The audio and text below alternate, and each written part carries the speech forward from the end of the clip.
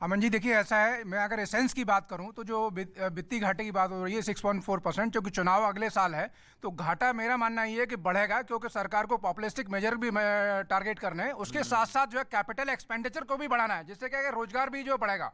उसके साथ साथ जो सबसे बड़ी चीज है, जो जीडीपी का कंपोजिशन है, उसमें एग्रीकल्चर का जो है 16 से 17% है, उसको भी बढ़ाने की सब प्रयास करना है। साथ में जो सबसे बड़ी चीज है, क्योंकि जितनी भी अर्थव्यवस्था है उसमें चाइना भी उतनी ग्रोथ नहीं दिख रही है, तो सरकार को मेनली फोकस करना है वो मैन्युफैक्चरिंग पे करना है, और मैन्युफैक्चरिंग पे फोकस करने के लिए अभी ट्रेड डिफिसिट भी बढ़ेगा। और सबसे बड़ी चीज, एक मिनट दत्ता जी, एसके दत्ता जी, जो कैपेक्स का जिक्र किया, वो उसका जिक्र इकोनॉमिक सर्वे की रिपोर्ट में भी है कि कैपेक्स ही ड्राइविंग फोर्स होगी इकोनॉमी की।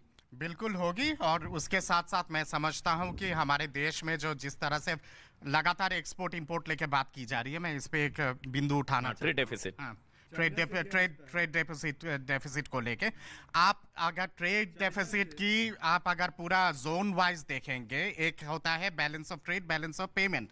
बैलेंस ऑफ ट्रेड पे कंट्री वाइज जब आकलन करें, जितने सारे डेवलपिंग कंट्रीज हैं एफ्रो एशिया की, वहां पे भारत की एक्सपोर्ट पॉजिटिव है in comparison to the developed countries, और लगातार हम लोगों की वृद्धि हो रही है अफ्रीकन देशों के साथ और साउथ ईस्ट एशिया के साथ, ईस्ट एशिया के साथ।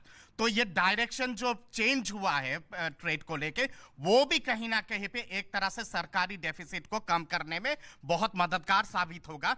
मैं जानता हूं कि 2014 से मोदी जी की सरकार आने के बाद ये शुरू से ही डेवलपमेंट ओरिएंटेड और ग्रोथ ओरिएंटेड सरकार रही है, तो इसलिए पॉपुलिज्म की कोई आवश्यकता नहीं है। जब आपका लगातार ग्रोथ ओरिएंटेड बजट होता है, ग्रोथ ओरिएंटेड आपकी फोकस हो, तो नेचुरल है कि बहुत सारी चीजें जो है वो अपने बेसिकली बैलेट बॉक्स से ज्यादा ना बैलेंस शीट देखेगी शायद सरकार।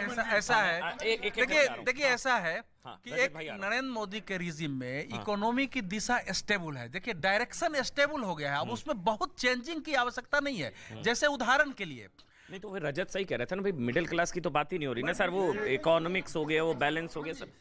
ऐसा है तो टैक्स में छूट तो मिलनी चाहिए ना भाई, वो 3% टैक्स दिया जा रहा है। हमारे एक मित्र ने कहा है, ऐसे हमारे एक मित्र ने, हम आपके पास बोल रहा हूँ।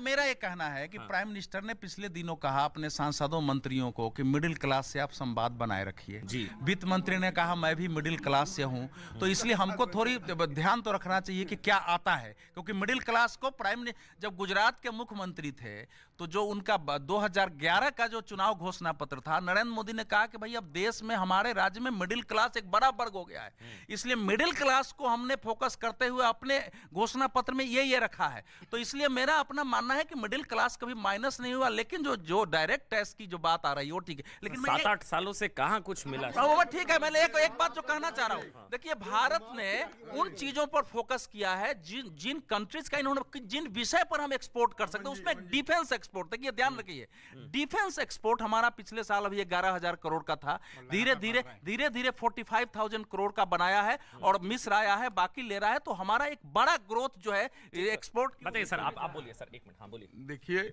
अभी जो बजट की बात कर रही है, जो एक्सपर्ट्स हैं ये आंकड़े का खेल बता रहे हैं, लेकिन जो जनमानस में बात है कि इस बजट से लोगों को रिलीफ की उम्मीद है। जो मिडिल क्लास है उसकी कोई बात नहीं कर, चुनाव आता है तो रिलीफ की उम्मीद होती है, बिल्कुल होती है।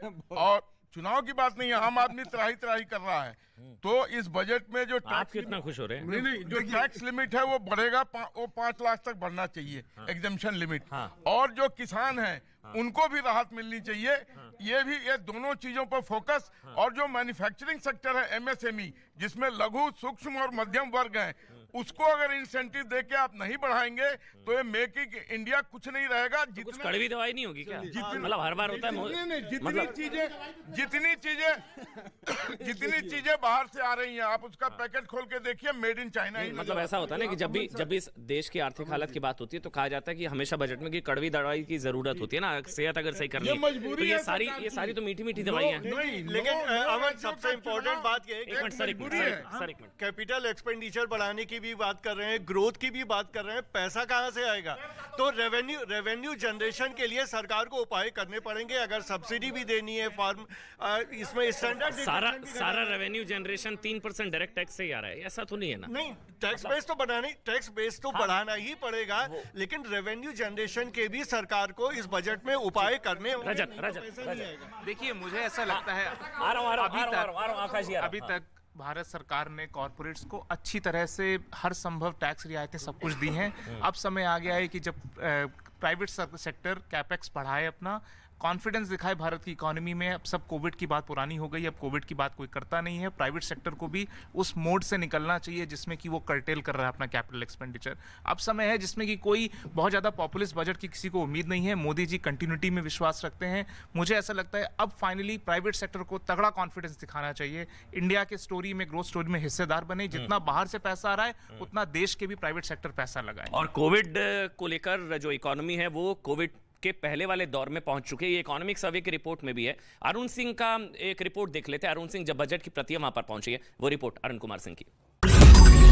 मैंने नहीं देखा इस तरह का चीट, इस तरह का क्रिमिनल माइंड पूरे जेल स्टाफ को ब्राइब कर देगा। मैं सोच भी नहीं सकता था। गवर्नमेंट फंक्शनरी को इम्पर्सनेट करता था, आवाजें बदलता था। टारगेट भी बहुत पावरफुल, धनवान लोगों को करता है। ये एक ही चीज से रुक सकता है, अगर आप इसकी जीभ काटें। न्यूज चैनलों के इतिहास में पहली बार न्यूज 18 इंडिया की web series FIR number 208 streaming 3 February 9 PM